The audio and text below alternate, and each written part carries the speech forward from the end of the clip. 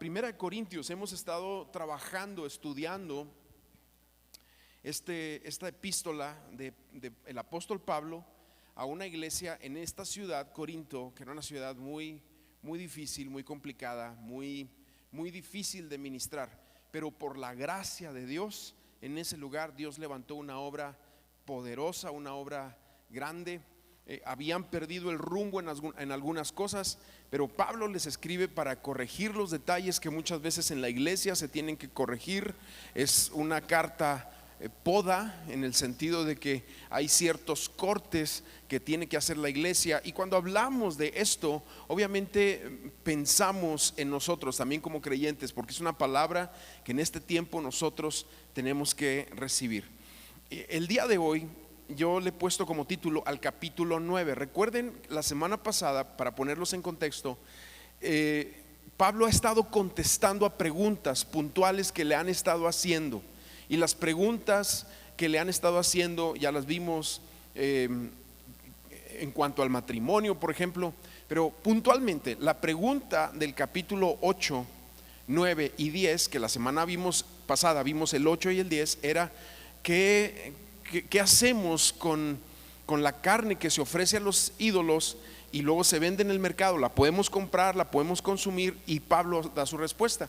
Y pareciera como que el capítulo 9, porque eso es como lo vimos la semana pasada, el tema del capítulo 8 y el capítulo 10, pero el 9 pareciera como un capítulo random, así dice los chavos, ¿no? Que está ubicado ahí, pareciera como al azar, como que ¿por qué de repente empieza a hablar Pablo de sus finanzas personales?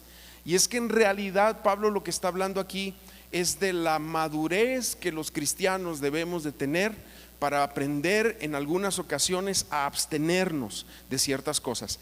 Y el ejemplo que él pone para la abstención propia, ¿sí?, como individuo, como ministro, es el uso de sus finanzas personales. Entonces yo he puesto a este capítulo sabios en nuestras prioridades personales, sabiduría en cuanto a nuestras prioridades personales. Oramos y entramos. Señor, gracias porque tú estás con nosotros en esta noche, y tú eres el Dios de la palabra, que quiere que te conozcamos a ti por medio de la palabra también.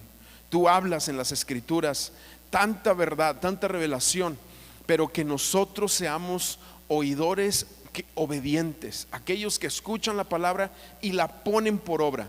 En el nombre de Jesús oramos, amén y amén. Entonces yo te platicaba la importancia, porque Pablo aquí en este capítulo, como yo te decía, hace su manifiesto, su defensa en cuanto a la política que él tiene para el apoyo financiero. Ahora, yo te comentaba que esto también tiene que ver con las cosas que nosotros disfrutamos y las cosas que nosotros decimos no. Hay momento donde podemos disfrutar de las bendiciones que vienen de Dios, pero hay momento para abstenerse de las bendiciones o de aquellas cosas que pudieran venir también para nosotros, para nuestras vidas. Hay momentos de disfrutar, hay momentos de abstenerse, y eso es lo que vamos nosotros a ver aquí en la vida de Pablo. Entonces, él, ¿qué hace? Él divide este capítulo en dos grandes secciones. La primera, vamos a ver los primeros versículos, es defender su derecho como apóstol, como individuo, a recibir ayuda, apoyo y respeto también, porque habla de eso. Pero la segunda parte del capítulo está también en su derecho a rehusar el apoyo que la iglesia de Corinto le quiere dar, y vamos a entender por qué. Y entrando a la primera parte, entendemos que él defiende su derecho a recibir un apoyo. Nos da 5 argumentos de por qué él puede recibir un apoyo financiero de parte de la iglesia de Corinto si él lo quisiera. No lo va a hacer, pero si él lo quisiera, él está en todo el derecho. Entre paréntesis, él recibió de otras iglesias, recibió de Filipo. Cuando estaba en Tesalónica, en varias ocasiones enviaron ofrendas. Obviamente en aquellos tiempos era distinto, no había como hoy formas de depositar. Hoy vas al Oxxo y fácil le depositas a un misionero que vive en otra parte del mundo. En aquellos tiempos era diferente. Entonces lo primero que él defiende aquí al hablar de esto es su apostolado. Ese es su primer argumento de por qué sí puede él recibir. Y esto, bueno, a lo mejor no tiene tanto que ver con nosotros, pero ahorita vamos a ver cómo conecta en hablando a los cristianos o a los creyentes que han alcanzado cierta madurez. Porque aquellos que hemos alcanzado, si me permiten incluirme ahí un poquito, y tú también que has alcanzado cierta madurez, hay momentos donde va a ser bueno recibir, pero hay momentos donde va a ser bueno decir no y abstenernos. Entonces aquí dice, ¿qué? ¿No soy apóstol? Empieza directo, ¿verdad?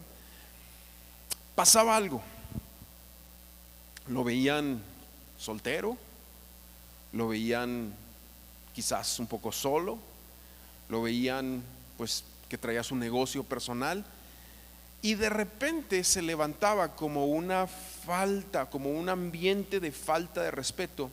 Pero Pablo escribe para hablar a la iglesia y recordarles cómo empezó la obra en Corinto.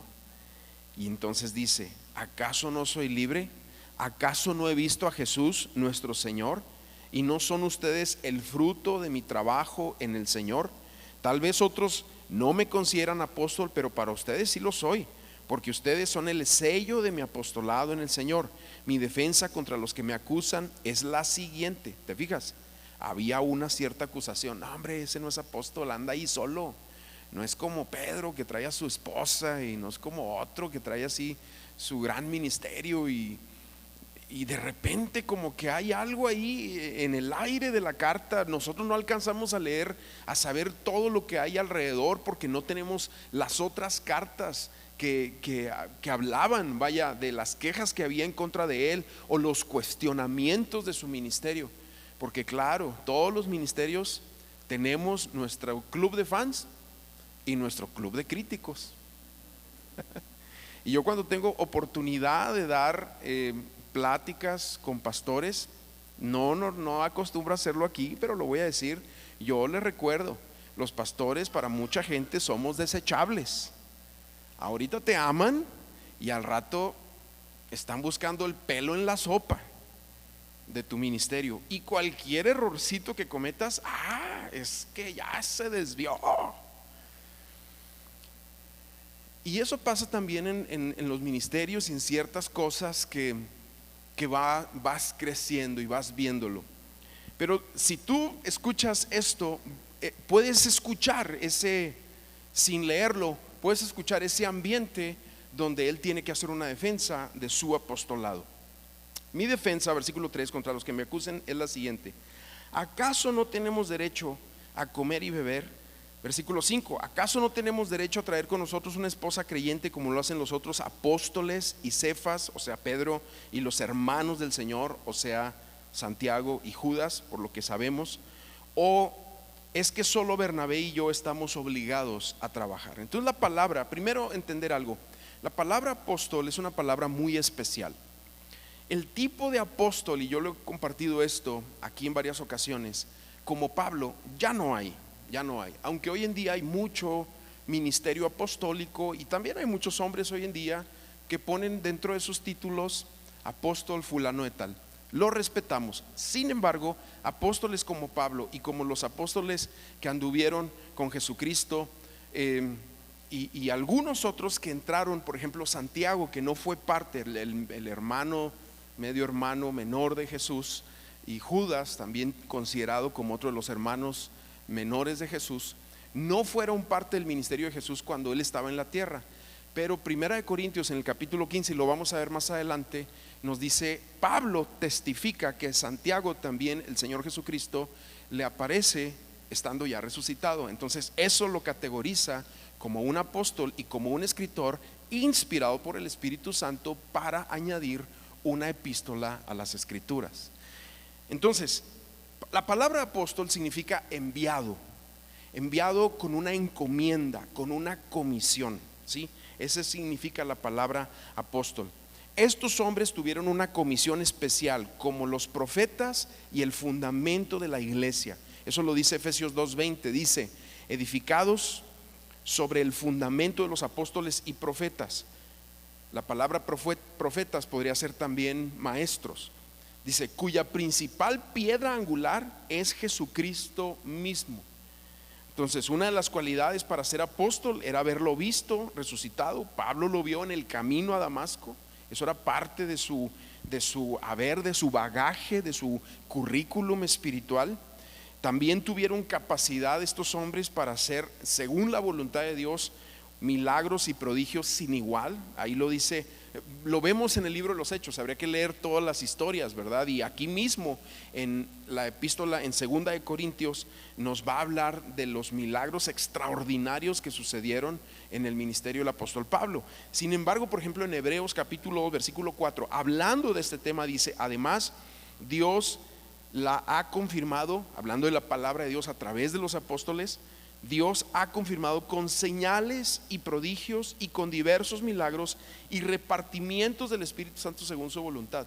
Nosotros hoy en día tenemos la oportunidad, por la fe, de ver milagros, de ver cosas extraordinarias. Siguen pasando, el Espíritu Santo se sigue moviendo, Él sigue queriendo sanar gente, hacer milagros en las personas, romper corazones duros para que conozcan a Cristo, liberar a los endemoniados, cambiar el lamento de una depresión y una angustia en el baile y el gozo y la danza que nos da el Señor. Vaya, todo eso es parte de lo que actualmente sigue sucediendo. Sin embargo, en las aperturas de las secciones bíblicas o de las eras bíblicas, donde, por ejemplo, ahorita en la apertura de la era de la iglesia, como un respaldo especial de parte de Dios a esa era y hacer entender que Dios está ahí, había todavía un incremento mayor. Por ejemplo, Moisés, en la era de la ley, cuando va a empezar, ¿qué pasa? Los milagros que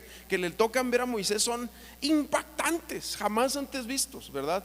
Cuando entra la era de los profetas con Elías y Eliseo, otra vez tenemos una era distinta. ¿Y qué pasa? Es un ambiente de milagros sin igual. Cuando viene la era de Jesús, ¿qué pasa? Pues Jesús viene con todo, ¿verdad? Repartimientos, con todo. Y cuando llega la era de la iglesia, donde los apóstoles son los protagonistas, pues otra vez vamos viendo milagros sin igual. Y entonces Pablo está defendiendo esa realidad de que él es un apóstol así. Además que Pablo recibió una encomienda especial para la obra en Corinto. Eso lo vemos en Hechos capítulo 18. Te leo nada más, todo el capítulo hay que leerlo más o menos como hasta ya a mediación del capítulo cambia la obra en Éfeso. Pero el capítulo 18, versículos 9 y 10 dice: una noche, mientras Pablo dormía, el Señor le dijo en una visión: no temas, habla y no calles, porque yo estoy contigo, nadie podrá hacerte daño, porque en esta ciudad cuento con mucho pueblo. Es una encomienda especial, un llamamiento especial que recibe el apóstol Pablo para llegar a Corinto y predicar con esmero, ¿verdad? Era una ciudad difícil, muy mundana, muy diabólica, muy promiscua, muy complicada para predicar, pero ahí el Señor lo pone. Él se esfuerza bajo esa palabra específica que escucha de Cristo esa noche, en ese sueño, visión de noche, o como quieras llamarlo, y esa es una encomienda especial también que él tiene. Entonces, pero había un detalle. Bueno, Pablo no era casado, por lo menos por lo que sabemos no era casado, pero eso no le demeritaba el derecho de recibir apoyo y de recibir respeto, ¿sí? Además que Pablo tenía su negocio personal, tenía otros ingresos, y eso tampoco lo demeritaba a recibir cierto apoyo. Bueno, ese es el primer argumento que él pone: ser un apóstol. Segundo argumento es los ejemplos de la vida. Fíjate cómo va a decir el versículo 7, que es como más adelante va a hablar el punto de vista humano, pero estos son ejemplos de vida. ¿Qué soldado presta servicio a expensas de sus propios recursos? ¿Quién planta una viña y no come de sus uvas? ¿O quién pastorea el rebaño y no bebe de la leche que ordeña? Entonces, el ejemplo de la vida nos enseña que el obrero es digno de su salario. El soldado, el gobierno le paga. El agricultor en la viña, pues se puede llevar algo de la vendimia, del viñedo, ¿verdad? De lo que está ahí. Y en la granja el pastor pues se lleva leche o mantequilla o queso o algo, ¿verdad? Se lleva, porque es parte normalmente de los beneficios. Es lo que nos está haciendo ver aquí. Yo siempre que leo este pasaje, y es un mensaje que yo tengo por ahí para otra ocasión, cuando escucho esto, lo que yo estoy pensando es que Pablo está viendo a la iglesia como un ejército, como un viñedo y como un rebaño. Ahí hay todo un mensaje, ¿verdad? Para otro tema, otra ocasión. Pero lo que está diciendo aquí es que de la misma manera que las personas en sus trabajos, como lo vemos, el soldado, el agricultor y el ganadero, por decirlo así, o el que trabaja de pastor con las ovejas, tienen un derecho de recibir una paga, y lo mismo es el obrero cristiano, tiene derecho a recibir una paga. Tan real es en el ámbito laboral como en el ámbito espiritual. Ese es otro de sus argumentos para decir es importante el apoyo. El tercer argumento que nos da es la ley. Fíjate, ahora va a la ley y dice versículo 8: esto lo digo no solo de acuerdo al punto de vista humano, porque eso es lo normal, eso es lo natural. Tú haces un trabajo y cobras por tu trabajo, o te pagan por tu trabajo, ahí dependiendo del término. Pero ahora dice, sino también de acuerdo con la ley, porque la ley de Moisés está escrito: no pondrás bozal al buey que trilla. ¿Qué quiere decir esto? ¿Que Dios se preocupa por los bueyes? O más bien lo dice por todos nosotros. Claro que Dios se preocupa por los bueyes, y no es albur, pero también se preocupa por los bueyes, por los animales y por todo mundo, pero lo está diciendo por nosotros. ¿Sí? Sígueme aquí, por favor. Dice, en realidad esto se escribió por nosotros, por tanto el que ara como el que trilla deben hacerlo con la esperanza de recibir su parte en la cosecha. Si nosotros sembramos entre ustedes lo espiritual, será mucho pedir que cosechemos de ustedes lo material. Si otros participan de ese derecho sobre ustedes, con más razón, con mayor razón nosotros. Porque aquí otra de las cosas que nosotros podemos leer entre líneas es que había otros ministerios que venían ahí a la iglesia, les otorgaban una bendición material económica, pero al parecer como que a Pablo no, a él no. ¿Para qué si está soltero? ¿O por qué si tiene su negocio? ¿Por qué si tiene otros ingresos? ¿Por qué le van a dar? Entonces Pablo tiene que aclarar también de acuerdo a la ley, de acuerdo a la palabra de Dios en el Antiguo Testamento. Y aquí el punto es el siguiente: el apóstol Pablo había sembrado una semilla y tenía derecho a tomar de la cosecha. En el versículo 11, lo que acabamos de leer ahí, dice: si nosotros sembramos en ustedes lo espiritual, ¿será mucho pedir que cosechemos de entre ustedes lo material? Es el principio mismo que está en otros pasajes. Si recibimos bendiciones espirituales, debemos participar como creyentes de las bendiciones materiales. Y tengan paciencia conmigo, porque esta es la primera parte nada más del mensaje, ¿ok? Hay que escucharlo todo. Romanos 15, 27 dice: pero si los que no son judíos han sido hechos partícipes de las bendiciones espirituales, deben también compartir las bendiciones materiales. O sea, esto no nada más era para los judíos, sino también para los gentiles, para todos los que como creyentes ahora participamos de haber conocido a Cristo.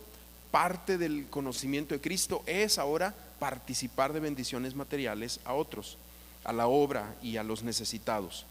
En el mismo contexto se menciona Gálatas capítulo 6 versículos 9 y 10. Fíjate cómo dice: no nos cansemos pues de hacer el bien, porque a su tiempo cosecharemos si no desmayamos. Así que según tengamos la oportunidad, hagamos bien a todos, mayormente a los de la familia de la fe. Entonces, pero en Corinto, al parecer, Pablo no quiso recibir el recurso que le querían ofrecer, y ahorita vamos a ver por qué, aunque sí recibió, como yo te decía al principio, recursos, ofrendas de otras iglesias, y es importante entenderlo. Cuarto argumento, antes de entrar a por qué se rehusó al apoyo económico ahí en Corinto. Cuarto argumento es el sacerdocio. Él pone el ejemplo del sacerdocio. Versículo 13 dice: ¿acaso no saben ustedes que los que trabajan en el templo comen del templo, y que los que sirven al altar participan del altar? Aquí el punto es el siguiente: si los sacerdotes bajo la ley apoyaban o eran apoyados por el pueblo bajo la ley, ¿cuánto más bajo la gracia? ¿Cuánto más bajo la gracia? Que la gracia es un ambiente ya no de ley en cuanto al dar, sino de la libertad en cuanto a generosidad. Esto es importante entenderlo. No quiero redundar tanto ahí, pero por último, quinto argumento que presenta para poder recibir apoyo económico son también las enseñanzas del mismo Cristo. Versículo 14 dice: así también el Señor ordenó a los que anuncian el Evangelio que vivan del Evangelio. Jesús lo dice en Mateo, lo dice en Lucas. Yo estoy tomando nada más la porción de Lucas capítulo 10 versículo 7, donde dice: el obrero es digno de su salario. Bueno, ahí está. Esa es su ponencia en cuanto a por qué puede él recibir un apoyo económico. Pero ahora nos empieza a hablar este es el segundo punto. Él defiende su derecho a rehusarse a recibir ese apoyo económico. Y esto es muy interesante, porque Pablo tenía el derecho a pedir esa ayuda, pero siendo un cristiano maduro, balanceaba su autoridad con disciplina. ¿Sí? Realmente detrás de lo que Pablo está enseñando aquí en los siguientes versículos, con rehusar el apoyo económico de Corinto, es lo que está enseñando a los creyentes maduros de la iglesia, sobre todo, es que de la misma manera ellos, como creyentes maduros, tienen que aprender a poner de lado sus derechos y sus libertades cuando están con creyentes jóvenes o inmaduros o nuevos. ¿Me van siguiendo? Por eso él está haciendo todo este manifiesto de su mentalidad al respecto. ¿Sí? Es como alguien que bueno, habrá momentos, ¿verdad? Cosas que suceden, pero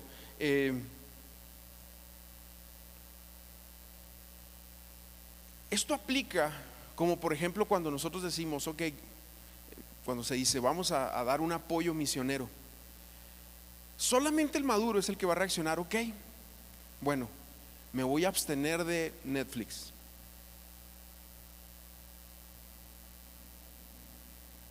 Para poder apoyar. Digo, no se lo tienes que decir a nadie, ¿eh? O me voy a abstener de salir a comer los domingos a un restaurante. Voy a cocinar en casa. ¿Te fijas? O sea, Pablo nos está hablando que esto solamente lo van a lograr los que tienen cierta madurez. Porque cuando se trata de tus libertades y de tus derechos, sobre todo en la economía, ahí no queremos que nadie nos limite nada. Pero solo el que tiene una madurez espiritual va a poder decir, ok, me abstengo de esto. Pudiendo tener esto, lo voy a ceder para apoyar y lo voy a hacer de otra forma. Entonces aquí, ¿qué hace Pablo? Nos da 3 argumentos ahora de por qué rehúsa el apoyo financiero de Corinto. Número 1, pues por la misma causa del Evangelio, por causa del Evangelio. Voy a leer lo siguiente, dice versículo 15 en adelante: yo no me he aprovechado de nada de esto, ni tampoco he escrito esto para que se haga así conmigo, porque prefiero morir antes de que alguien me despoje de este motivo de orgullo. Pues si anuncio el Evangelio, no tengo por qué jactarme, porque esa es mi misión insoslayable.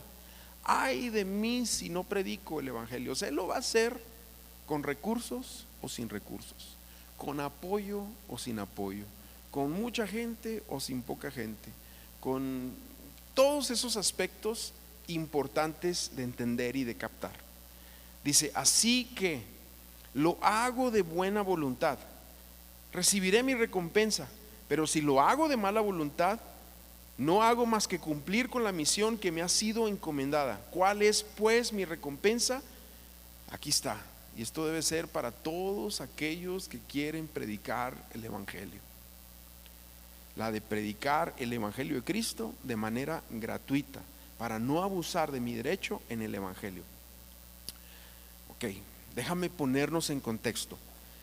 La ciudad de Corinto, recordemos que tenía un templo muy grande.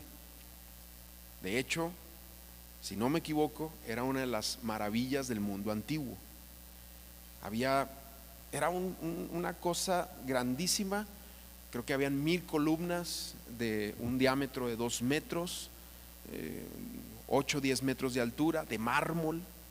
Eh, Era una cosa impactante, con mucha gente ahí. Además tenía areópagos, donde la moda era que venían los filósofos greco-romanos para sacarle dinero a la gente. Cuando Pablo ve eso en Corinto y dice, aquí hay un tráfico de espiritualidad y de tantas cosas, tenemos que hacer las cosas diferentes. Y entonces él, conocido como el apóstol, el que fundó la iglesia, o el que venía y predicaba cada fin de semana o cada domingo o todos los días, porque en el libro de los Hechos nos dice que por año y medio estuvo ahí compartiendo todos los días. Al parecer como que fue muy intenso el ministerio allí en Corinto, pero entonces al hacer eso él sabía que no podía, como en otras iglesias, a lo mejor pedir los recursos que se pedían en otras iglesias. O sea, Pablo está pensando que al presentar el evangelio y pedir ofrendas, que es lo natural, la gente de Corinto va a pensar, es igual que los demás, es igual que los demás filósofos itinerantes que hacen un tráfico de influencias, de recursos, etcétera. Entonces por eso en Corinto, específicamente en Corinto, él dice, no, aquí no lo vamos a hacer así.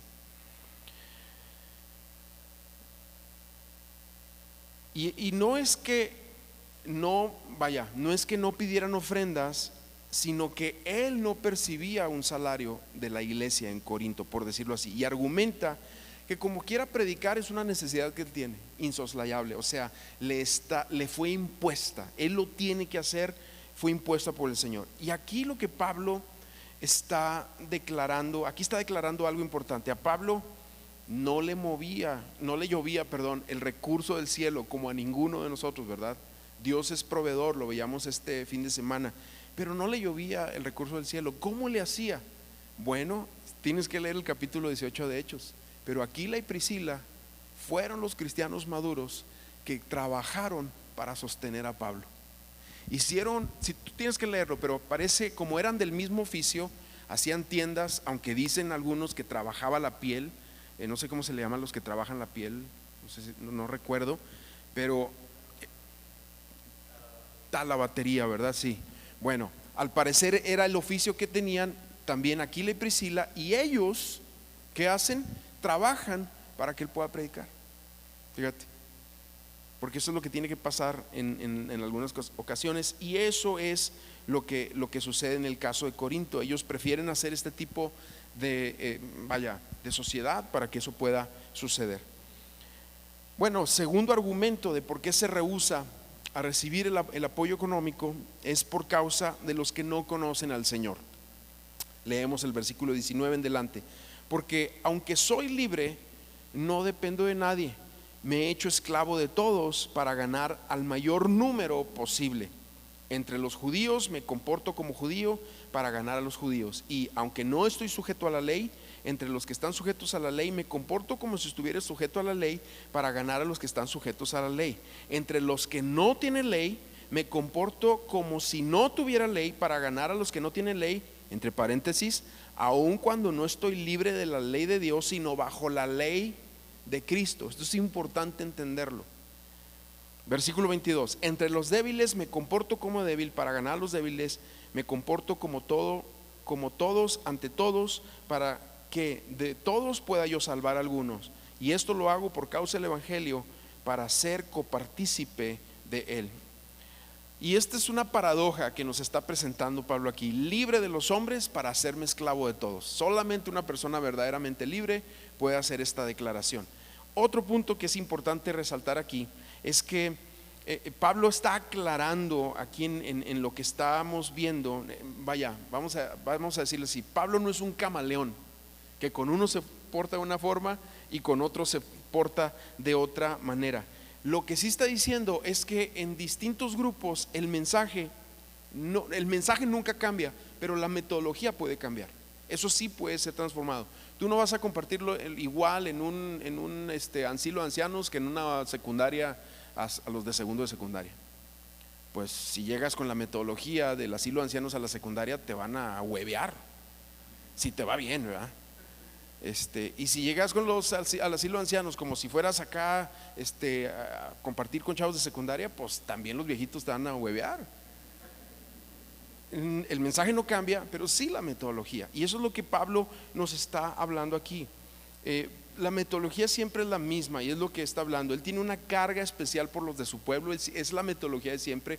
Él siempre llegaba a la sinagoga no para dividir las sinagogas, llegaba para compartir el evangelio y ver si algunos captaban el mensaje de Cristo y plantar la iglesia. Esa era la encomienda que él traía. Pero si los de la sinagoga le rechazaban, ¿qué hacía él? Pues se iba a los gentiles, pero siempre respetaba lo que vemos nosotros en el mismo Cristo cuando está con aquella mujer sirofenicia que le dice: sana mi hija, tiene un espíritu ahí que la atormenta. Y Jesús pareciera grosero, pero no está siendo grosero. Le dicen: es que yo vine primero a las ovejas perdidas de la casa de Israel.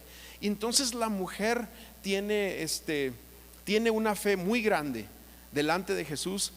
Y le dice en ese lugar, le dice en ese momento: bueno, pero es que aún hasta los perrillos comen de lo que cae de la mesa de sus amos. Y ahí expresa Jesús: wow, qué fe tan grande tienes, mujer. Y es sanada, es liberada en esa misma hora su hija. Bueno, eso mismo Pablo lo dice en Romanos, que el evangelio de Cristo es primeramente a los judíos, pero también a los gentiles. Y él respetaba esa metodología, llegaba a la sinagoga, compartía, había gente que el Señor rescataba para el evangelio del judaísmo, y de ahí empezaba la iglesia. Pero lo que está haciendo aquí es que no hacía alarde de sus libertades delante de los judíos, ni imponía ley a los gentiles, aunque guardaba ciertos aspectos de la ley y vivía, como aclara aquí, bajo la ley de Cristo. Esto es importante entenderlo y lo hemos hablado en otra ocasión. La ley de Cristo es aquello que el Espíritu Santo ha implantado en nuestros corazones, que nos hace ya no seguir ordenanzas y mandamientos específicos, sino estar conectados con el Espíritu Santo para saber claramente aquello que agrada a Dios, que adora a Dios, que exalta a Dios, y aquello en nuestras vidas que tenemos por amor a Cristo y porque le pertenecemos y porque Él es todo en nuestras vidas, aquello que tenemos que cortar de nuestras vidas. Pero cuando nosotros somos dirigidos por esa ley de Cristo, va a ser más fácil ministrar a todos los grupos. Porque si tú te topas con un grupo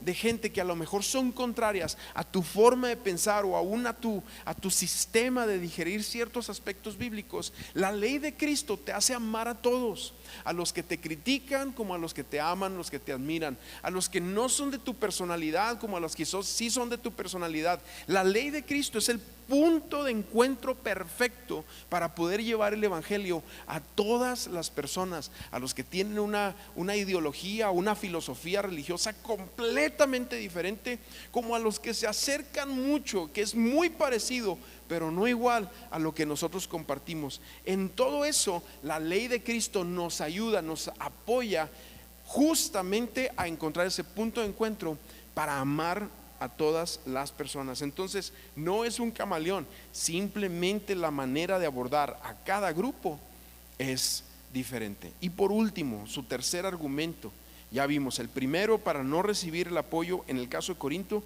es por el evangelio en Corinto, que tenía su característica. Segundo, es por los que no conocen al Señor, porque los que no conocen al Señor en Corinto, ellos tenían que entender que el evangelio es gratis. Y yo hago esta aclaración: las ofrendas, los diezmos son para los creyentes. Es una bendición para todos el dar, sí, sea creyente o no creyente, es una bendición para todos el dar. Pero las ofrendas y el sostenimiento de la obra es responsabilidad de los creyentes, no de los no creyentes. Es más, si tú no eres creyente en Cristo, no tienes que dar ni un 5. Pero si tú estás en Cristo, es nuestra responsabilidad juntos el decir: ok, vamos en el mismo barco, estamos remando el mismo barco, es nuestra responsabilidad. Tenemos que aclarar esa parte. Sin embargo, ser generosos es una bendición para todos. ¿Estamos claros? De repente mucha gente llega y nos preguntan: bueno, es que ustedes piden y los diezmos. No, nosotros no pedimos nada. El que quiere dar es voluntario. el que quiere dar. Y Dios es el que se encarga de sostener su obra, sus ministerios, sus ministros, y aún para dar a misiones, ayudar en caso de ciertas necesidades. Pero es voluntario, es algo que hacen los creyentes, aquellos que han aprendido su responsabilidad espiritual, lo hacen de todo corazón. Pero bueno, el punto número 3, el tercer argumento es Pablo, entonces ahora habla de su propio bien o de su bien. Versículo 24 y termino ya el capítulo. Dice: ¿acaso no saben ustedes que aunque todos corren en el estadio, solamente uno se lleva el premio? Corran pues de tal manera que lo obtengan. Todos los que luchan se abstienen de todo. Ellos lo hacen para recibir una corona corruptible, pero nosotros para recibir una corona incorruptible. Así que yo corro y lucho, pero no sin una meta definida, ni lo hago como si estuviera golpeando al viento. Más bien golpeo mi cuerpo y lo someto a servidumbre, no sea que después de haber predicado a otro, yo mismo quede eliminado. Y como tú puedes darte cuenta, el apóstol Pablo es fan del atletismo, ¿sí? Porque pone muchos ejemplos atléticos, ¿verdad? O sea, el atleta, el corredor, he corrido la carrera. A lo mejor hasta corría él, ¿verdad? En sus tiempos mozos, yo no sé. Pero usa constantemente estos ejemplos. El punto aquí es el siguiente: el atleta, como el creyente maduro, debe de ser disciplinado. Escucha bien esto. Y el atleta debe ceder lo bueno y lo favorable por lo mejor. Tiene que hacer un cambio ahí: lo bueno y lo favorable por lo mejor. Un atleta debe cuidar su dieta y sus horarios. Cuando todo mundo se come el postre gordo y se desvela, el atleta tiene que decir: no, gracias. No hay nada de malo en comerte un postre gordo, No estoy condenando ahí un pedazote de pie con chocolate, todo ese tipo de cosas, ni una buena convivencia donde te vas a desvelar. No estamos condenando esas cosas. Pero el atleta sabe que si persigue el galardón y quiere ganar, va a tener que sacrificar. El ejemplo es para el creyente con madurez. Escúchenme, el que vaya, es para el creyente con un poco más de madurez. El cristiano no corre la carrera para llegar al cielo. El cielo para el creyente ya está garantizado. Corre la carrera porque el cielo ya lo ha ganado. Por eso el cristiano corre como un atleta, poniendo la fe en el Señor Jesucristo. En otras palabras, para ganar almas, para enseñar la palabra, para predicar el evangelio, para hacer cosas que otros no están haciendo, uno se tiene que disciplinar de manera que otros no lo hacen. Así es sencillo, como los atletas. Yo me acuerdo cuando estábamos plantando aquí la obra en Saltillo, pues nosotros teníamos que salir el domingo en la mañana bien temprano, cargar el carro con el equipo de sonido, la guitarra, la Biblia, los atriles, mis hijos, los ayudantes.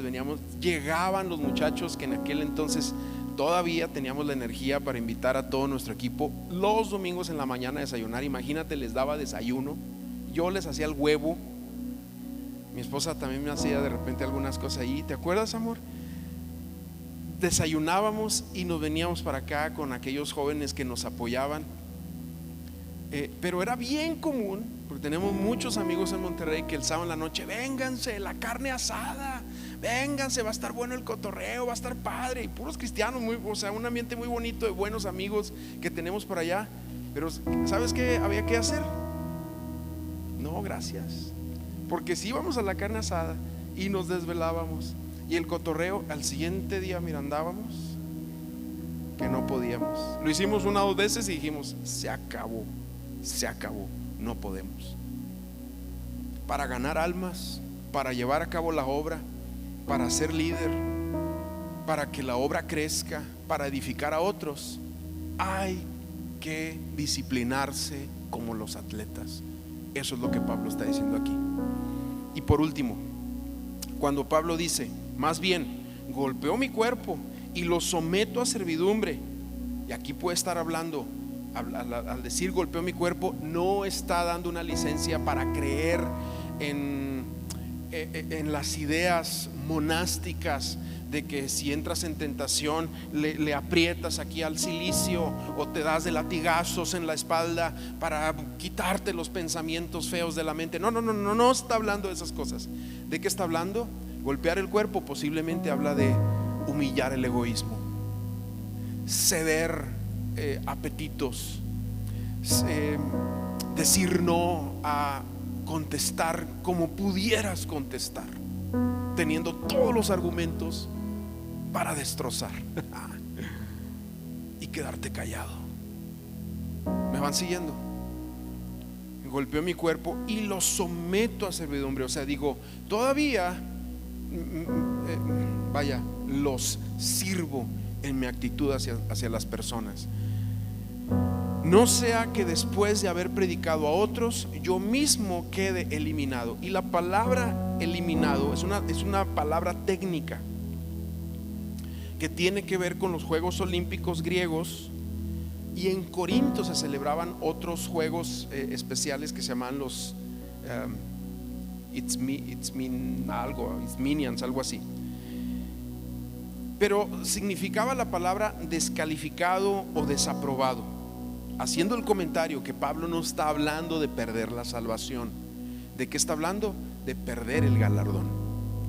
Porque así como un jugador, a los Juegos Olímpicos solamente los ciudadanos griegos entraban, pero el que no ganaba no dejaba de ser ciudadano grecorromano. ¿Me van siguiendo? Simplemente no ganaba el galardón. Pero Pablo está diciendo, yo vivo, peleo, corro, camino, vivo por el galardón, a tal grado que en segunda de Timoteo dice, me está reservada la corona de justicia, y no nada más a mí, sino a todos aquellos que aman su venida, a ti y a mí también. Pero aprendemos de que así como él en Corinto tuvo que decir no, tuvo que ser sensato, ir en contra de la corriente de una ciudad con un tráfico desmedido, sucio, viciado, de pedidera por todas las cosas y por tontería y media. Él dice, vamos a hacer las cosas diferentes. Hay una pareja que dice, pues órale, nosotros le entramos, no te preocupes, tú predica, nosotros trabajamos. Y sale adelante la obra en Corinto. Amén. Pues vamos a ponernos de pie, terminamos, vamos a orar. Y yo cuando estaba haciendo este estudio me venía esta oración personal, pero también espero que toque tu vida. Es para ti y es para mí. ¿Qué cosas tenemos que ceder? ¿Qué cosas estoy dispuesto a dejar? ¿Qué cosas estoy dispuesto a poner de lado para que otros sean edificados, para que otros sean formados, para enviar misioneros, para plantar otras obras en otras partes de la ciudad, en otras partes del país? ¿Qué cosa yo estoy dispuesto a soltar para que eso suceda? Bueno, lo misma pregunta hazte tú. ¿Qué el Señor te está llamando a ti como un creyente maduro, como alguien que ya tiene su tiempo con el Señor, sus experiencias, sus testimonios, sus confirmaciones, su palabra que ya Dios te habla, ya la digieres, ya la compartes, Dios te revela? ¿Qué cosas te está llamando a ti a decir, ok, cedo esto para que avancemos en aquello? Me sorprende el corazón, porque también en Hechos lo dice, ahí en el capítulo 20, dice Pablo, si yo mismo me pudiera dar, me daría por ustedes, ¿sí? Y no tomo por valiosa mi vida, lo daría por ustedes. ¿Qué vida, ¿no? ¿Qué manera de vivir a Cristo? Pero nos está enseñando a nosotros a madurar. ¿Cómo? Cediendo, entregando. Me acuerdo hace muchos años íbamos a enviar a un misionero y por un año en la iglesia donde estábamos dijimos, bueno, se hizo una campaña de no Coca-Cola y todo el mundo se trajo la Coca-Cola de 2 litros y le hicieron un agujerito ahí como alcancía y decía, bueno, mes a mes voy a echar el cambio ahí de lo que yo usaba para las Coca-Colas y eso va a ser para las misiones. Y mira que el misionero estuvo bien sostenido porque hubo una iglesia que se dio a sus Coca-Colas. No te estoy diciendo que cedas a tu Coca ni tu Coca Light ni lo que estés acostumbrado a tomar, pero iglesia, si Dios nos está llamando a madurez, nosotros vamos a tener que aprender a ceder ciertas cosas también. Amén. Bueno, vamos a orar. Señor, Espíritu Santo, gracias porque tú nos hablas, nos confrontas, nos